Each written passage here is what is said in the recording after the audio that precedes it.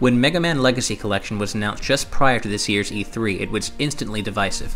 Some fans were ecstatic about the news, feeling that any new Mega Man game announcement showed welcome signs of life for a beloved franchise that has recently fallen on hard times. But other, more cynical fans pointed to the existence of 2004's Mega Man Anniversary Collection as an indication that Legacy Collection, which contains fewer games, was just a cheap cash grab on Capcom's part. So, which is it? Well, let's go over the basics first. Legacy Collection includes Mega Man 1 through 6, which comprise the entirety of the Blue Bomber's 8-bit adventures on the NES. In addition to the 6 games, there is a WarioWare-esque challenge mode complete with online leaderboards, a ton of behind-the-scenes concept and production artwork to pour through, a comprehensive database of every character, enemy, and robot master in the first 6 games, and a music player in which you can listen to each game's soundtrack to your heart's content. That's quite a lot of stuff for $15, but that doesn't mean a whole lot if the classic games all that content is built around aren't faithful to the original NES versions. So let's get this out of the way right now. Mega Man 1 through 6 have never looked as good as they do here in Legacy Collection thanks to a pristine 1080p presentation, and the gameplay, music, and controls are all wildly faithful to the NES originals. Each game's little quirks, glitches, and slowdown are all recreated as well, down to the last pixel. In the weeks leading up to Legacy Collection's release, developer Digital Eclipse has made a big fuss about their so-called Eclipse engine, which has allowed them to actually rebuild these 6 classic games instead of simply emulating them. As it turns out, that makes a huge difference. While the emulated games in Mega Man Anniversary Collection were noticeably inferior to the original games in many ways, Legacy Collection recreates Mega Man 1 through 6 so perfectly that you're not going to find a more authentic experience anywhere else except the original NES cartridges. That alone is a big deal, especially because Legacy Collection is potentially many PS4 and Xbox One owners' first introduction to the Blue Bomber. These 6 games are celebrated as some of the best action platformers of the 8-bit era for a reason, and it's wonderful to see everything that makes these games great maintained so faithfully in Legacy Collection. And make no mistake, the games themselves certainly do stand the test of time.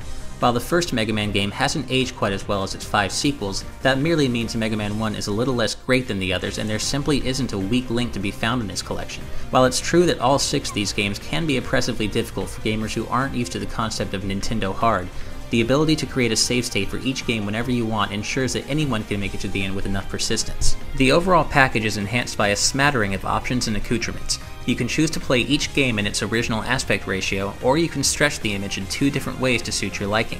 There are also 3 different visual filters to play with, including one that convincingly recreates the experience of playing on an old CRT television, complete with scan lines and ghosting. Each game's controls are also completely customizable, and impressively, I experienced no input lag.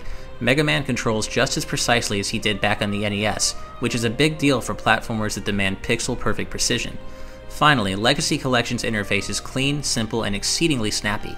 Each game loads very quickly, and you can instantly quit out of a game and dive into another one in a couple of seconds. The new challenge mode is where Mega Man veterans will likely be spending most of their time, and it's really a lot of fun. This mode includes around 50 WarioWare-style rapid-fire challenges that task players with completing small chunks of the games in quick succession. The basic challenges only focus on one game at a time, but the more advanced ones blend all 6 games together in interesting ways. For example, you might begin by fighting Proto Man in Mega Man 3, only to be whisked away to a portion of Gravity Man stage in Mega Man 5, only to then find yourself dropped into Quick Man's infamous sequence of instant death lasers in Mega Man 2. These challenges are compelling enough on their own, but each one also has its own online leaderboard that ranks players by completion time, and I found it enormously fun to try and shave just 1 more second off of my runs and compete for a top spot. Replays are also supported, and downloading replays is painless and instantaneous, lending challenge mode a real community vibe where players can both compete and learn from one another. Rounding out the extra content in Legacy Collection is each game's museum and database. The museums feature a huge collection of production art, behind-the-scenes concept art, scans of magazine advertisements, and more. The databases reveal the statistics and special weapon vulnerability of every single regular enemy, robot master, and Wily Castle boss across all 6 games.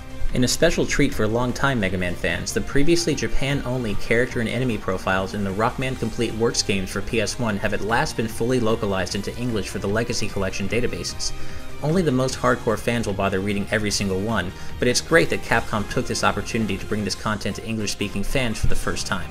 Finally, there's a music player that provides instant access to each game's excellent soundtrack, though Mega Man 6's ending theme is mysteriously missing. The music player is actually pretty bare bones, and it would have been nice if you could utilize it while browsing the databases and museums, but at least it's there. I did unfortunately encounter a couple of minor issues while putting Legacy Collection through its paces. The most persistent one is the fact that the games themselves are noticeably quieter than the interface surrounding them, which meant I had to constantly adjust the volume on my sound system.